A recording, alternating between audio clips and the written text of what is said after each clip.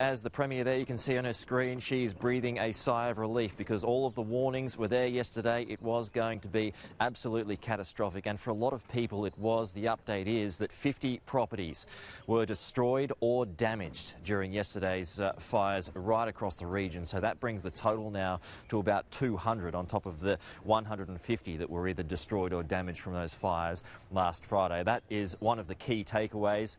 One of the others was that 13 firefighters were injured during battling those blazes yesterday, but they are all recovering. They are all expected to be okay. Also, 4 people have been charged with breaching fire bans that were put in place as well. So they are some of the key takeaways. 83 fires, though, still burning right across the state. So while conditions have eased, the threat well and truly remains. And while the Commissioner was speaking, there had been one fire burning at emergency level this morning, and that was at Liberation Trail, which is west of Coffs Harbour. While the Commissioner was speaking, that has been reduced. So at the moment, thankfully, across New South Wales, there are no fires burning at emergency level.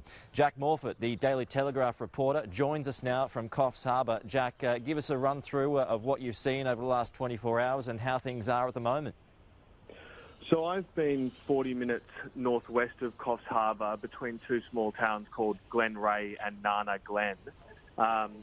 In the morning, there was a sign on the outside of the local fire brigade saying prepare for the Geddon, meaning the Armageddon that was forecast for yesterday. For a long time in the morning, the winds were quite calm until about 2 o'clock when they really whipped up. Crews were given about 10 minutes warning from a helicopter that was surveying the fire in pretty thick forest, and they were given 10 minutes to get to Ellam's Quarry Road, which is where the fire really posed a serious threat to homes. They got in there. It was a narrow dirt road, and they did their best to defend it, but eventually it all got too much and they had to retreat, which is when water bombers came in. Last night they pulled out at about 9:45. They were absolutely exhausted.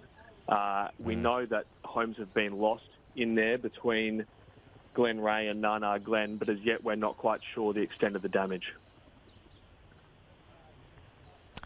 Jack, a lot of people associate Nana Glen with the actor Russell Crowe. His property is up there. Do we know, or have we been given any indication or information if that was affected at all?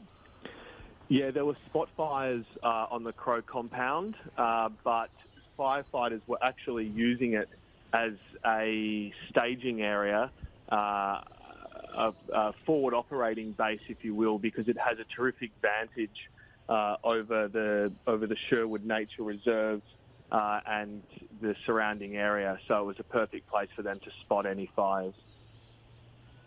Jack, can you give us a run through on the potential for properties to be in trouble later on today, I guess? The short of it is that the Liberation Trail near Coffs Harbour has been reduced now. It's not at emergency level, but, you know, we all know in Australia when it comes to bushfires, they can start at any point, at any time, as soon as those winds pick up again, despite the fact that temperatures have cooled somewhat. So in your view, has the threat passed? And if not, what are the numbers of properties or built-up areas that could be in strife? Oh, absolutely, the threat is still active. This is my 5th day on the ground. I've been covering Johns River, where Julie Fletcher sadly passed away, and Tyree. And the whole time I've been here, the fires that they think that they've got under control, it only takes a bit of wind and they're back on again. I noticed yesterday Tyree was the centre of the firefighting effort on the mid-north coast. I was there 4 days ago and they seem to have it in hand. So you can never be too sure. Look, the reason Glen Ray and Nana Glen are so important is because they're trying to hold Aurora away. Because if that fire runs through the Sherwood National Park, there really isn't anything stopping it to get from getting to Coffs Harbour. So there's very thick forest from that Glen Ray area right through to Coffs Harbour. So it's very important that they stay on top of it. I note that the fire has been downgraded, but it's still quite a precarious situation. Yeah, it sure is. It really is precarious right across the state at the moment, because I can even feel here in Taree at the moment that the winds have certainly picked up in the last little while, even though those temperatures have cooled somewhat. Jack Morford, we'll leave it there.